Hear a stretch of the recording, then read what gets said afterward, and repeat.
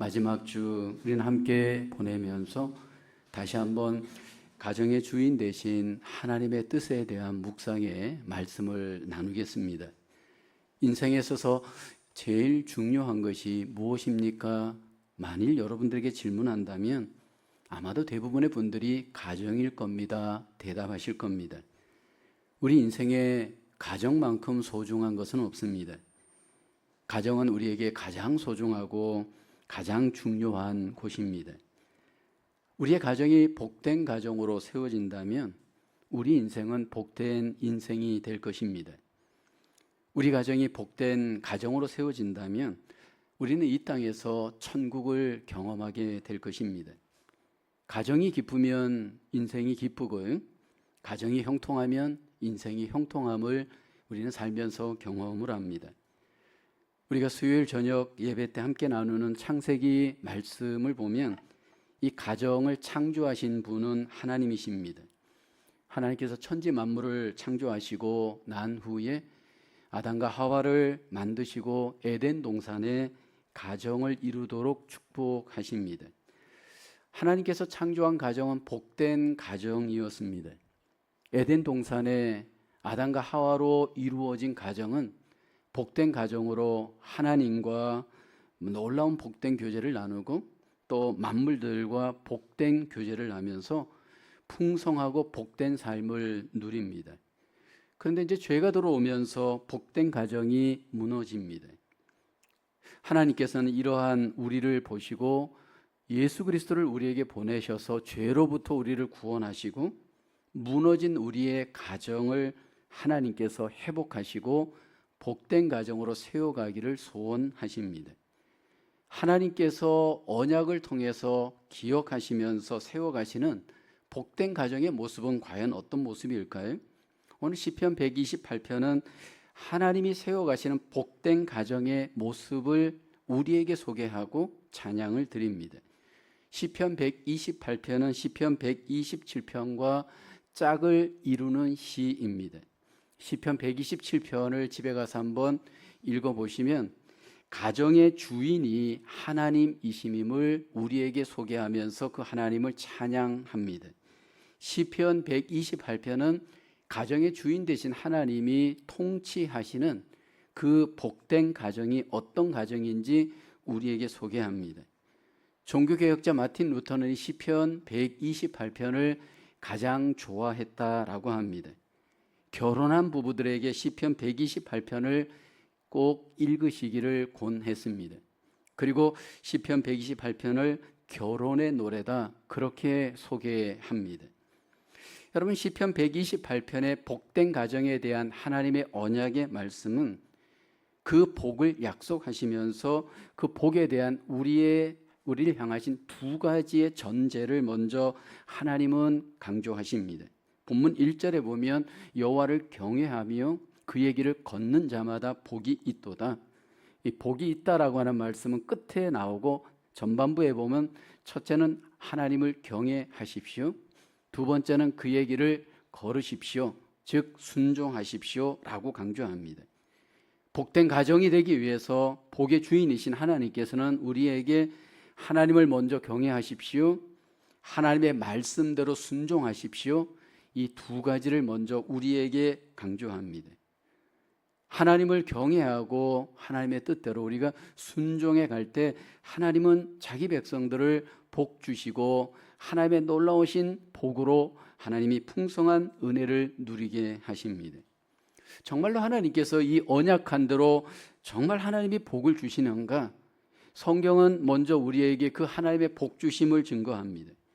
구약의 이스라엘 역사를 우리가 읽다 보면 하나님께서 복의 주인으로서 하나님을 경외하고 순종하는 자에게 어떻게 그 가정 가운데 복을 주시는지 우리에게 소개합니다. 구약의 역사를 보면서 우리가 함께 경험하는 것은 복의 주인은 하나님이시고 복의 주인이신 하나님과 바른 관계를 맺을 때 언약의 백성들을 하나님께서 반드시 복 주심임을 우리에게 증거합니다. 여러분, 이 증거는 구약의 역사뿐만 아니라 기독교 2000년 역사를 보면서 또 경험합니다. 기독교 2000년 역사를 보면서 하나님이 우리의 복의 주인으로서 하나님을 경외하는 자, 하나님의 말씀을 순종하는 자에게 어떻게 인도하시고 어떻게 복을 주시는지 역사를 통해서 우리에게 증거하십니다. 그리고 지금도 하나님은 살아계셔서 모든 복을 주관하시는 분으로서 하나님을 경외하는 자, 하나님의 말씀을 순종하는 자 속에 이 언약의 복을 누리게 하십니다. 우리가 함께 교회 공동체를 세워갈 때 하나님이 지금 여기에 나와 함께 우리 가정 가운데 함께 하시고 함께 하시는 하나님께서 그 언약대로 그 언약의 복을 우리 가운데 증거하시고 열매 맺도록 역사하심을 우리 모두가 믿으시기를 주의 이름으로 축복합니다. 하나님이 복 주시는 복된 가정의 모습은 어떤 모습일까요? 첫째로 하나님의 복, 수고한 대로 생업이 복되고 형통하게 하십니다. 오늘 본문 시편 128편 2절 함께 봉독합니다. 내가 내 손이 수고한 대로 먹을 것이라 내가 복되고 형통하리로다. 하나님을 경외하고 순종할 때 하나님이 손이 수고한 대로 먹을 것이고 내가 복되고 형통하겠다 약속합니다. 여러분, 우리가 세상을 살아가는 데 있어서 하나님은 우리에게 일을 할 수 있는 일의 복을 주십니다. 어떤 분들은 이 일을 노동이라고 생각하고 괴롭게 생각하시는 분들이 있습니다. 이 노동이라는 단어, 노자는 수고로울, 괴로운 노자이고 동자가 이제 움직일 동자입니다. 그래서 노동하면 괴로운 일 이렇게 의미가 해석됩니다. 그런데 하나님께서는 우리에게 괴롭게 하기 위해서 일을 주신 것이 아닙니다. 하나님께서 에덴 동산에서 아담에게 일을 주실 때 이 일은 복된 일이었습니다. 창세기 2장 15절을 보게 되면 여호와 하나님이 그 사람을 이끌어 에덴 동산에 두어 그것을 경작하며 지키게 하시고 에덴 동산에서 아담도 일을 했는데 그 일은 즐겁고 기쁜 일이었습니다. 아직 죄가 들어오기 전 에덴 동산의 일은 우리에게 있어서 굉장히 즐거운 일이었습니다. 죄로 말미암아 이 일은 고통이 되었고 수고가 되었고 우리에게 땀의 대가를 지불하는 결국 일이 되고 말았습니다. 근데 여러분, 예수 그리스도를 우리가 구원주로 믿을 때 죄로부터 용서받고 구원받고 난 하나님의 백성들은 모든 일을 하나님이 주신 일로 받아들입니다. 이것을 우리는 소명이라고 이해합니다. 목사뿐만 아니라 모든 성도님들이 지금 내가 하고 있는 이 일은 내가 선택한 것이지만 하나님이 나에게 소명으로 맡겨주신 일입니다. 그래서 그 일을 소명의식을 갖고 즐겁게 최선을 다하여서 우리는 일합니다. 그리고 하나님은 그렇게 일을 할 때 자기 백성들에게 먹을 열매를 주시고 하나님의 복을 일을 통해서 경험하게 하십니다. 근데 여기서 우리가 한 가지 꼭 기억해야 할 것은 내가 노력하고 수고했지만 여러분, 그 열매는 하나님이 맺게 하십니다. 내가 100% 최선을 다했지만 100%의 열매를 내가 노력했다고 당연히 맺는 것은 아닙니다. 열매를 철저히 맺게 하시는 분은 하나님이십니다. 그래서 솔로몬은 전도서에서 이렇게 고백을 하죠. 전도서 9장 1절을 볼까요? 내가 다시 해 아래에서 보니 빠른 경주자들이라고 선착하는 것이 아니며 용사들이라고 전쟁에 승리하는 것이 아니며 지혜자들이라고 음식물을 얻는 것도 아니며 명철자들이라고 재물을 얻는 것도 아니며 지식인들이라고 은총을 입는 것이 아니니, 그 마지막을 보세요. 이는 시기와 기회는 그들 모두에게 임함이니라. 여러분, 시기와 기회를 주관하시는 분은 하나님이십니다. 하나님께서 모든 시기와 열매를 주관하셔서 맺게 하시고 거두게 하십니다. 여러분, 우리가 최선을 다해도 노력을 해도 수고를 해도 그 열매는 하나님의 손에 달려 있습니다. 봄에 여러분, 우리가 경험하는 것은 농부가 들판에 열심히 나가서 씨를 뿌리고 노력을 하고 수고를 합니다. 그렇지만 하늘에서 비를 내려주지 않으면, 햇볕을 내려주지 않으면, 바람을 내주지 않으면 여러분, 그 씨앗들은 열매를 맺을 수 없습니다. 하나님이 우리 인생 가운데 때를 따라 하나님께서 시기적절하게 개입하셔서 열매를 맺게 해주시는 주관자이십니다. 그래서 우리가 성경을 보면 구약에는 하나님이 열매를 맺되 땅의 열매를 구약에는 복으로 많이 약속하시고 신약에 들어와서는 예수 그리스도 안에서 영적인 열매를 하나님이 맺도록 우리 가운데 일하십니다. 성경에 보면 하나님께서 열매를 맺게 해주신 복받은 하나님의 백성들이 소개됩니다. 여러분, 이삭은 하나님을 잘 믿고 경외하였습니다. 근데 이삭의 삶에도 흉년이 이제 찾아와서 블레셋 그랄이라고 하는 지역으로 이주를 합니다. 그곳에서 이제 농사를 짓게 되었는데, 여러분, 농사를 지었을 때 이삭의 농사는 100배의 열매를 얻습니다. 그로 인해서 그 주변 블레셋 사람들이 이삭을 시기합니다. 같은 장소에서 동일한 그 여건에서 농사를 지었는데 이삭에게는 하나님이 100배의 열매를 맺게 하신 겁니다. 하나님께서 그 열매를 이삭에게 맺도록 축복하여 주신 겁니다. 여러분, 성경의 야곱을 한번 보십시오. 야곱은 사실 인격적으로 부족한 사람이었습니다. 근데 그는 하나님을 경외하고 하나님을 순종하는 사람이었습니다. 외삼촌 라반의 집에서 20년 동안 그는 일을 하죠. 근데 그 외삼촌 라반의 집이 이 야곱 때문에 엄청난 복을 받습니다. 근데 이 야곱은 속임을 당하고 품삯을 제대로 받지를 못합니다. 그때 이제 야곱이 외삼촌 라반에게 제안을 하죠. 그래서 어떤 제안을 하느냐면 양떼 두루 다니면서 그 양 중에서 아롱진 것, 점 있는 것은 내게 주십시오. 그렇게 삼촌에게 제안합니다. 그리고 난 뒤에 야곱이 이 버드나무, 살구나무, 이 나뭇가지를 갖다가 껍질을 벗깁니다. 그리고 난 뒤에 그가 물가에 있으면서 양들을 오게 해서 그 벗긴 나뭇가지를 보여줍니다.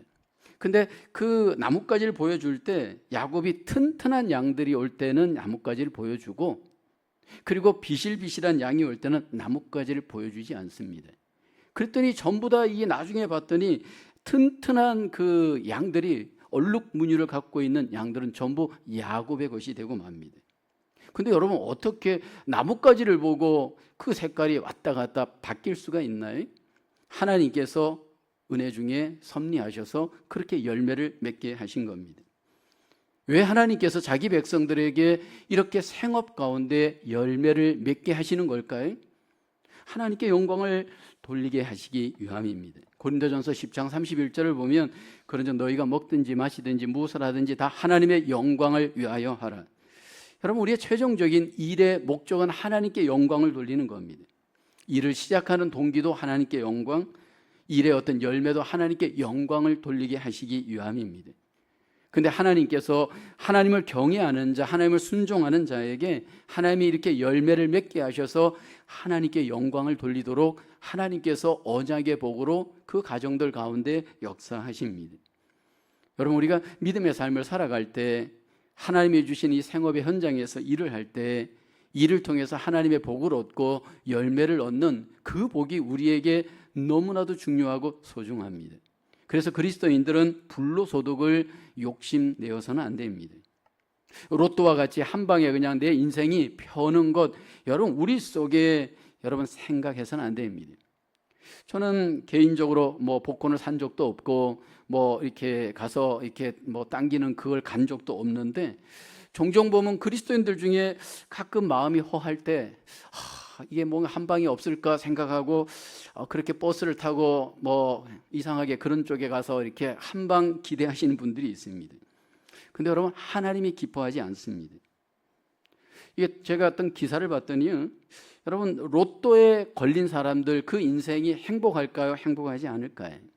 아마 여러분도 보았을 겁니다. 로또에 걸려서 크게 돈을 한꺼번에 얻은 사람의 대부분의 인생이 여러분 불행하게 결론되어지는 것을, 결말이 일어나는 것을 봅니다. 왜냐하면 그 큰 돈을 그 큰 돈을 만져본 적이 없다 보니까 잘못 사용하고, 결국 여러분 돈이 있는 곳에 꼬이는 사람은 돈 때문에 오는 거지 인격적인 만남과 관계를 가질 수가 없다 보니까 관계가 다 깨어지더라는 겁니다.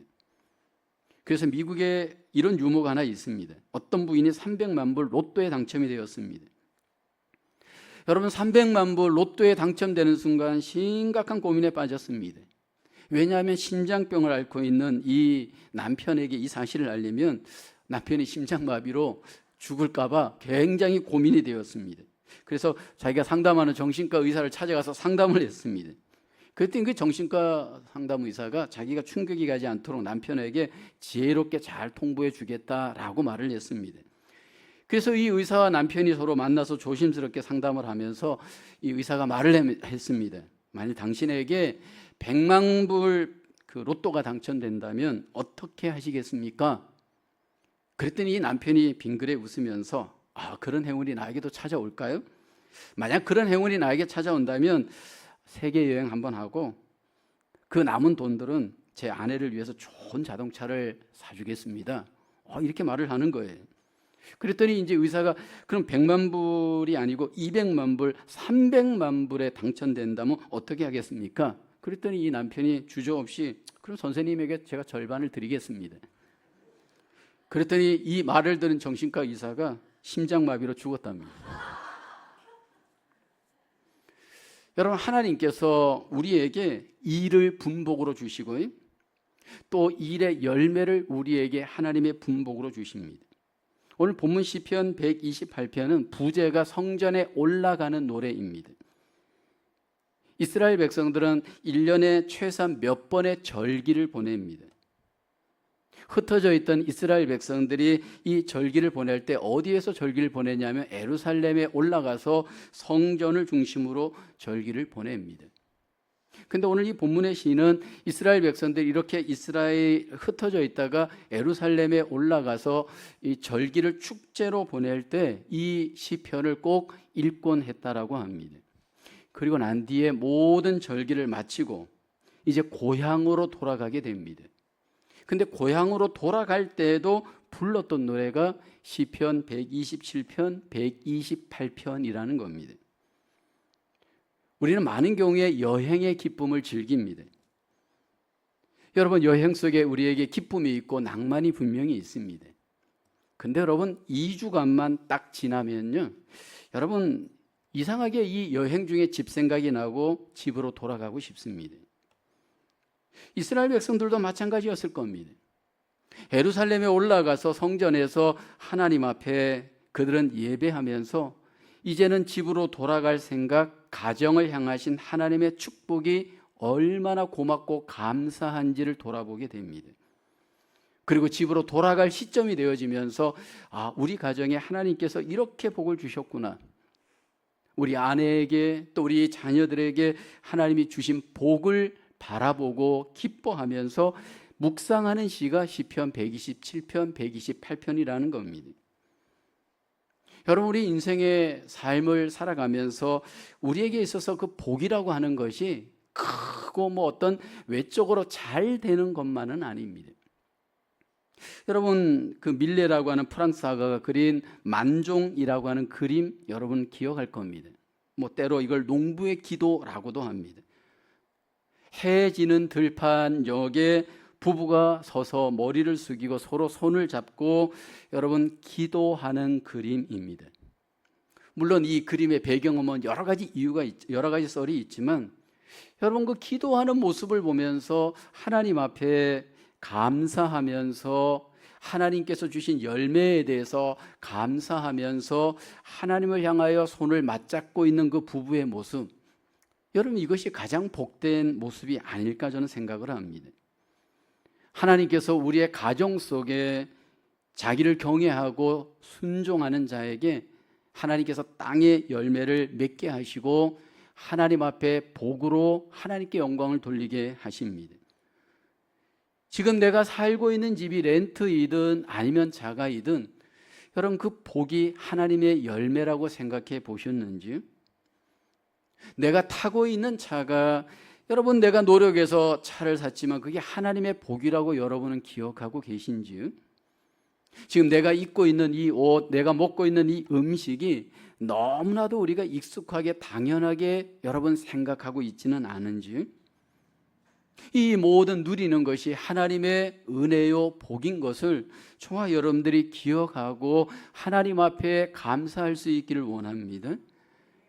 하나님을 경외하고 순종하는 자에게 하나님께서 땅의 생업의 복으로 열매를 맺게 하시고 하나님께 영광이 되게 하십니다. 저와 여러분 속에 이 땅의 생업의 복이 풍성하게 열매 맺는 그 복을 누리시기를 주님의 이름으로 축복합니다. 두 번째로 하나님의 복, 아내와 자식들에게 생명과 존귀함의 복을 주십니다. 오늘 본문 3절이죠. 내 집 안방에 있는 내 아내는 결실한 포도나무 같으며 내 식탁에 둘러앉은 자식들은 어린 감람나무 같으리로다. 여기 아내는 결실한 포도나무, 또 자식들은 어린 감람나무의 복을 하나님이 약속하십니다. 하나님께서 여기 아내와 자식을 모두 나무에 비유하여서 약속을 하십니다. 여러분, 우리가 자연을 보게 되면 하나님의 은혜와 복이 어떻게 임재하는지 잘 보잖아요. 여러분, 이 자연의 산에 있는 나무들을 보십시오. 한 장소에서 한 위치에서 평생을 나무들이 보냅니다. 그런데 때로 깊고 높은 산 위에 과연 저기에 나무가 살 수 있을까? 근데 여러분, 나무가 생명력을 갖고 살아갑니다. 심지어는 여러분, 사막 같은 곳에, 제가 지난번 그 선교 여행을 갔을 때 그 사막에 보니까요, 거기에도 나무가 있더라고요. 근데 여러분, 높은 산이든 사막이든 그 나무들이 존재할 수 있는 이유는 하나님이 먹이시고 입히시고 자라게 하십니다. 하나님께서 생명의 은혜로 함께하여 주시기 때문입니다. 근데 하나님께서 자기 백성들에게 여기 보니까 건강의 은혜, 생명의 은혜로 함께 하십니다. 특별히 자기를 경외하고 순종하는 자에게 이 생명과 건강의 은혜를 하나님이 보증하시면서 약속을 합니다. 특별히 하나님을 경외하고 순종할 때 여기 먼저 아내들에게 하나님의 생명의 복을 약속하죠. 내 아내는 결실한 포도나무 같으며 라고 합니다. 여러분, 포도나무를 보게 되면 꽃이 아름다운 나무도 아니고 또 제목으로도 사용할 수 없는 나무입니다. 오직 열매만이 유용한 나무가 포도나무이잖아요. 그 열매를 통해서 여러분, 열매도 맛있지만 그 열매를 통해서 여러분, 우리가 이런저런 음료도 먹고 많은 그 기쁨을 누립니다. 그 열매 속에 생명이 풍성한 것을 우리가 경험하잖아요.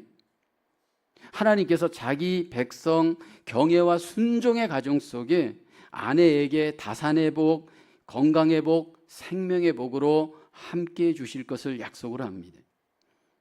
인생을 살면서 여러분, 건강처럼 소중한 복이 없다라는 것을 우리는 초절히 경험합니다. 그래서 우리는 건강을 얻기 위해서 최선의 노력을 다하잖아요. 음식의 노력도 행하시고 운동의 노력도 행하시고 생활의 습관의 노력도 행합니다. 저도 이 건강을 위해서 많은 노력을 합니다.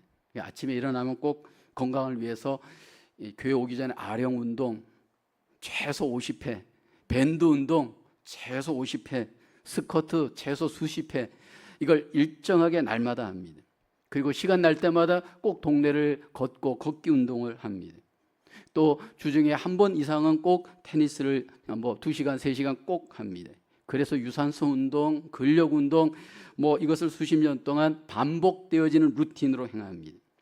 왜냐하면 제가 목회를 하면서 느낀 거는 이 36년 이제 목회를 했는데 체력이 받쳐주지 않으면 기도도 어렵고요, 묵상도 힘들고요, 설교 준비도 앉아서 할 수가 없어요.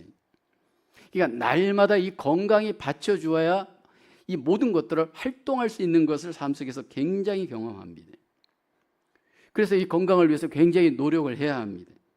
근데 여러분, 중요한 것은 이렇게 건강을 노력한다고 건강이 보장되는 것은 절대로 아닙니다.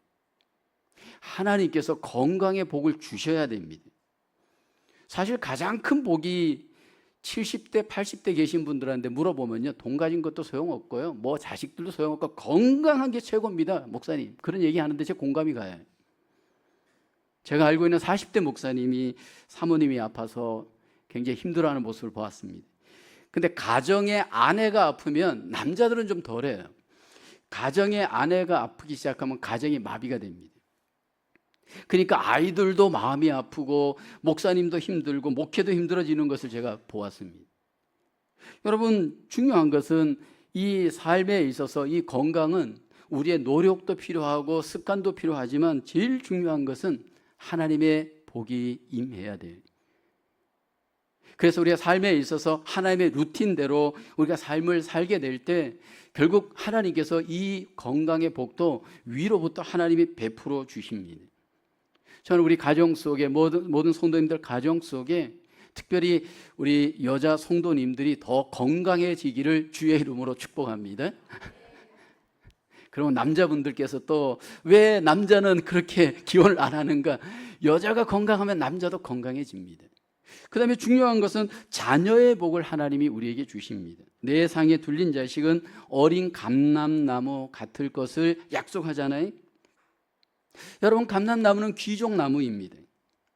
이 감람나무에서 기름을 얻어서 향을 섞어서 관유라고 하는 기름을 만듭니다. 구약에는 선지자, 제사장, 왕들을 세울 때 기름을 부었는데 이 감람나무 기름을 사용합니다. 여러분, 그리고 감람나무 잎은 경기 우승자들에게 씌워주는 그 잎으로 사용됩니다. 하나님께서 믿음의 자녀들을 감람나무처럼 귀하게 사용하는 복을 주십니다. 여러분, 우리가 성경을 보다 보면 가정에 많은 우리의 자녀들이 어떻게 세상 가운데 하나님의 복을 얻었는지 소개하는데, 요셉이나 다윗이나 솔로몬이나 다니엘, 여러분 그 인물들을 가만히 한번 보십시오. 자신들의 노력으로 잘된 사람들이 아닙니다. 물론 부분적인 면은 있지만 요셉이나 다니엘 같은 경우는 포로로 붙들려 갔잖아요. 애굽이나 바벨론의 포로로 붙들려 갔는데 하나님께서 그들 속에 잘 될 수 있도록 복을 주시잖아요. 여러분, 구약의 왕들을 보세요. 왕의 어떤 컨디션에 대해서 노력해서 왕된 사람, 여러분 별로 이렇게 잘된 사람 없습니다. 근데 다윗이라든지 솔로몬을 보면요, 왕이 될 수 있는 조건이 아니었어요. 다윗도 이세의 8번째 아들이었기 때문에 왕이 될 수 있는 일반적 컨디션이 아니에요. 근데 하나님께서 그 다윗을 선택하여서 왕으로 삼으시잖아요. 솔로몬도 마찬가지입니다. 솔로몬도 사실 마지가 아니었기 때문에 형 아도니아가 반란을 일으켜서 왕이 되고자 할 때 하나님께서 솔로몬을 왕으로 세웠습니다. 그 왕으로 세울 때 그 컨디션이 어떤 상태였느냐 하면 하나님을 경외하고 하나님을 순종하는 상황이었습니다. 저는 목회 현장에서 많은 성도님들의 가정을 주목합니다. 특별히 그 가정의 자녀들이 자라서 어떻게 열매를 맺는가를 굉장히 주목하게 됩니다. 여러분, 우리가 결국 우리의 삶 속에서 우리의 당대가 끝나는 것이 아니고 그 다음 세대인 자녀들이 잘 돼야 하는데, 그 잘 되는 가정의 자녀들을 보게 되면요, 하나님께서 분명히 잘 되도록 하나님의 복을 주십니다. 근데 여러분 기억해야 될 것은 공부만 잘해서 공부만으로 잘 되는 것은 절대로 아닙니다.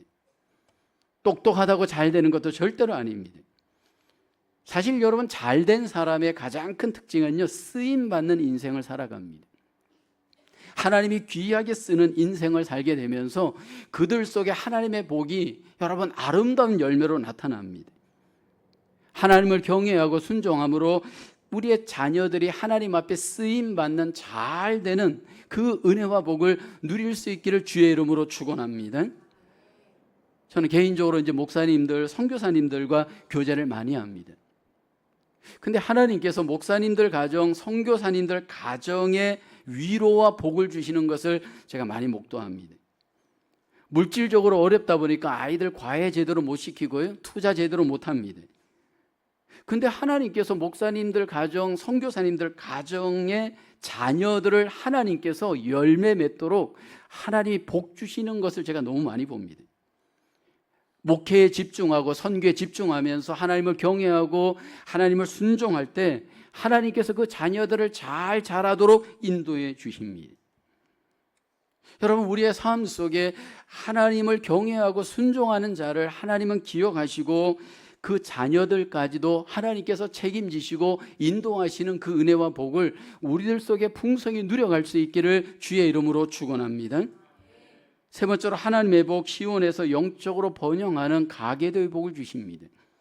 시편 128편 5절을 보면 여호와께서 시온에서 내게 복을 주실지어다 너는 평생의 예루살렘의 번영을 보며라고 합니다.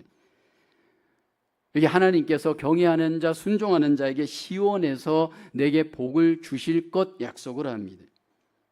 이 시온은 예루살렘이고 예루살렘에는 성전이 있습니다. 시온에서 복을 주신다는 것은 성전을 통해서 영적 복을 주신다라는 것입니다. 여러분, 이스라엘 백성들은 성전을 통하여서 하나님의 복을 경험한 민족입니다. 그래서 하나님을 경외하고 하나님을 순종하였습니다. 여러분, 시온을 통해서 이스라엘 백성들이 그 받는 복은 신약으로 와서 결국 시온은 우리 교회를 통해서 완성됩니다.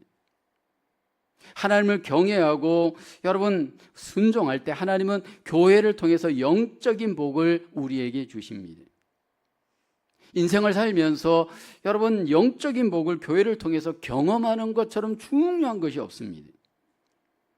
구약의 이스라엘 백성들이 성전을 통한 하나님의 복을 경험할 때 그들이 하나님을 경외하는 데서 순종하는 데서 떠납니다. 그때 하나님이 그들을 바벨론 가운데 포로 생활하게 하시죠. 이스라엘 백성들이 70여 년 동안 바벨론에서 포로 생활하면서 처절하게 경험한 것이 성전의 복이 얼마나 귀한 건가 경험을 합니다. 이 시편의 시는 대부분 바벨론 포로 이후에 모든 시가 완성됩니다. 근데 그 여러분 시편의 시를 가만히 보게 되면요, 이 하나님 안에서 누리는 영적인 복의 중요성을 우리가 잘 보여주잖아요. 특별히 여러분 시편 84편의 고라 자손의 시에 보면 그런 고백이 있습니다. 주의 궁정에서의 한 날이 다른 곳에서의 첫날보다 나은즉 악인의 장막에 사는 것보다 내 하나님의 성전 문지기로 있는 것이 좋사오니. 이 성전에서 하나님의 복을 경험하는 것 얼마나 중요하고 얼마나 의미 있는지를 고백을 합니다. 여러분, 저와 여러분들의 삶 속에 이 가정의 그 놀라운 영적인 복이 교회를 통해서 여러분 오게 되어짐을 우리는 중요하게 공유해야 합니다. 교회는 여러분 영적인 센터입니다. 그래서 이 교회를 통해서 우리가 영적으로 우리의 삶이 든든하게 세워지게 되면 가정의 삶도 든든하게 세워져 갈 수 있습니다. 저는 종종 교회 속에서 이단에 빠졌다가 돌아오신 분들 이야기를 듣습니다. 빠지고 싶어 빠진 분들은 한 분도 없습니다. 우리와 똑같이 평범한 분들인데 어찌어찌해서 이단에 빠지신 분들이 있습니다. 교회와 함께하지 못하고 이탈되어져서 이단에 빠졌던 분들 보면 하나님을 온전히 경외하기보다는 무언가 잘못된 것에 여러분 집착되어져서 결국은 시간을 소비하고 영적으로 굉장히 비참한 삶을 삽니다.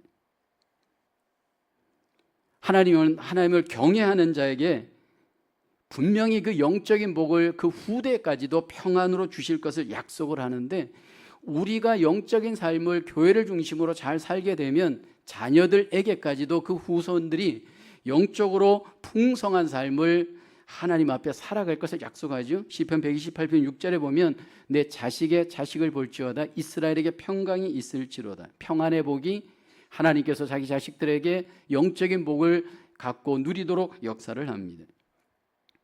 우린 구약의 이스라엘 역사를 보면요, 이게 가계도가 연결되어지는 것을 봅니다. 아브라함의 복이 이삭에게, 이삭의 복이 야곱에게, 야곱의 복이 요셉에게, 그래서 그 가문 가계도가 여러분 이렇게 연결되어져 그 유산으로 남겨지는 것을 경험을 합니다. 실제로 정말 우리의 이 부모들의 영적 유산이 자녀들에게 영적 유산으로 영향을 미칠까? 이 부분에 대한 연구가 있습니다. 미국의 유명한 목사님 가운데 조나단 목사님이 계십니다. 조나단 에드워드 목사님. 1750년에 이제 프린스턴 대학의 총장이었고, 미국의 그 대각성 운동을 할 때 1차 대각성 운동의 아주 주 멤버였습니다. 하나님을 경외하고 굉장히 순종하시는 믿음의 목사님이셨고 또 사모님이었습니다. 근데 그분이 죽고 난 뒤에 130년이 지난 뒤에 이제 그분에 대한 연구를 했습니다. 교육과 유전의 연구. 그래서 미국의 교육가인 그 알버트 원십이라고 하는 사람이 조나단 에드워드 목사님의 그 가문에 대해서 연구를 했습니다. 그래서 그 후손들을 추적했습니다. 과연 그 후손들은 어떻게 살까? 족보를 뒤졌고 주소지를 뒤져서 일일이 만나서 연구를 했습니다. 근데 세월이 지난 후에 조나단 에드워드 목사님들 후손이 총 873명이었습니다. 그 조사 당시에. 그 가운데 대학 총장이 12명, 교수가 65명, 의사가 60명, 목회자가 100명, 군 장성이 75명, 저술가가 85명, 변호사가 100명, 판사가 30명, 국가공무원이 80명, 국회의원이 5명, 미국 부통령이 1명, 그리고 260여 명의 평범한 신앙인들로 조사가 되었습니다. 이 조사한 사람이 너무 감동을 입었습니다. 그런데 이 조나단 에드워드 후손을 조사하면서 그 당대의 다른 한 사람을 조사했습니다. 그 사람의 이름은 맥스 주크라고 하는 사람이었습니다. 이 사람은 조나단 에드워드 목사님과 함께 주일학교에 출석했던 사람입니다. 근데 주일학교에 출석을 하다가 중간에 방탕하여서 세상으로 떠난 사람입니다. 믿지 않는 여자와 결혼을 하고 신앙과는 상관없이 그는 삶을 살았습니다. 근데 그의 삶을 조사해 봤더니 그 후손들이 1292명이 조사되었습니다. 근데 여러분, 그 결과가 굉장히 충격적이었습니다. 어릴 때 사망한 사람이 309명, 거지가 310명, 매춘부가 50명, 도둑으로 감방에 들어간 사람이 60명이었습니다. 다른 사람을 죽인 살인자가 무려 여러분 70명이 나왔습니다. 평범한 사람이 한 53명밖에 지나지 않았다는 겁니다. 여러분, 이 부모의 신앙이 자녀들의 신앙, 부모의 그 영적인 삶이 자녀들의 그 영적인 가문의 가계도에 영향을 엄청나게 미칩니다. 제가 여러분에게 한번 소개해 줬던 책, 한국교회 트렌드 2025라고 하는 책이 있습니다. 거기에 보면 10가지 한국교회의 중요한 트렌드가 소개됩니다. 근데 그 5번째 트렌드가 뭐냐면 패밀리 크리스찬입니다. 성도들 중에 3명 중 2명이 자신이 왜 교회를 다니고 예수님을 믿게 되었는가 조사를 해봤더니 대부분 믿는 가정에서 태어났더라는 겁니다. 그러니까 부모들 때문에 교회를 다니고 예수님을 믿는 크리스찬 가정이 의외로 한국 교회의 대부분 3분의 2 이상을 차지하더라는 겁니다. 그러니까 우리의 그 선배들 그 가정들이 보면 그 아이들이 그 교회를 다닐 수 있도록 영적으로 그래도 가정을 잘 세워갔다라고 하는 증거일 수 있습니다. 근데 이제 문제는 점점 가정에서 아이들에게 신앙을 전수하는 것이 힘들고 어렵게 되었다는 것이 지금 통계입니다. 왜 아이들에게 신앙을 전수하는 것이 어려운가 조사를 해봤더니 부모들이 신앙이 옛날만큼 확고하지 못하다는 겁니다. 제일 문제가 되는 부모 세대가 있습니다. 우리 교회도 이제 뭐 있는 세대인데 40대입니다.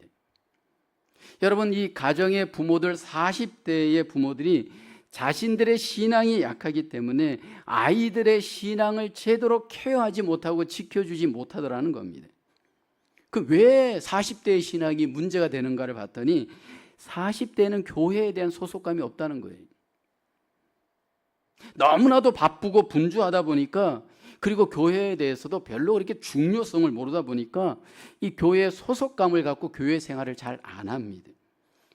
근데 여러분, 40대 우리 아이들 보면 대부분 여러분 엘리멘터리, 미들스쿨, 굉장히 하이스쿨 중요한 시기잖아요. 그 한 10년 정도가 40대. 그러니까 40대 때 부모들이 교회에 정착을 못하고 왔다 갔다 교회를 옮기면서 아이들은 아무 죄 없이 부모들 따라 신앙생활을 정착하지 못하고 왔다 갔다 하면서 신앙생활을 못하다 보니까 신앙생활에 있어서 결국은 뿌리를 못 내린 경우가 많이 있더라는 거죠.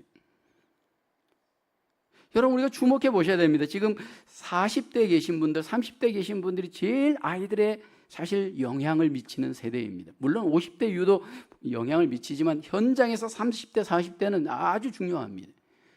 부모가 바로 서지 못하면 자녀들을 바로 세울 수 없습니다. 하나님을 경외하고 순종할 때 여러분, 교회와 함께 하나님을 경외하고 순종할 수 있기를 주의 이름으로 축원합니다. 하나님의 영적인 복이 교회를 통해서 우리는 경험합니다. 그리고 하나님은 그 교회를 통해서 오는 영적인 복이 자녀들 속에, 가계들 속에 영향을 미치도록 역사하여 주시는 줄로 믿습니다. 하나님은 우리 가정의 주인이시고 복의 주인이십니다. 하나님은 그 은혜와 복을 우리가 복된 가정 속에서 누리기를 기대하십니다. 우리 인간의 힘과 노력으로 우리의 가정은 세울 수가 없습니다. 하나님께서 복을 주시는 가정은 이 땅 가운데 풍성한 열매의 복으로 하나님이 함께하여 주십니다. 하나님이 복 주시는 복된 가정은 건강의 복으로, 하나님께서 생명의 복으로 하나님의 복을 열매 맺게 하시는 줄로 믿습니다. 하나님이 복 주시는 가정은 무엇보다도 교회를 통해서 영적인 번영과 하나님의 가계도를 하나님이 세워갈 수 있도록 하나님의 복으로 함께하여 주시는 줄로 믿습니다. 복의 주인이신 하나님께서 우리 가정을 세우고 복된 가정으로 하나님 앞에 영광을 돌리고 그 복을 누려가는 저와 여러분의 가정으로 하나님 앞에 열매 맺기를 주님의 이름으로 축원합니다. 하나님 아버지 감사합니다.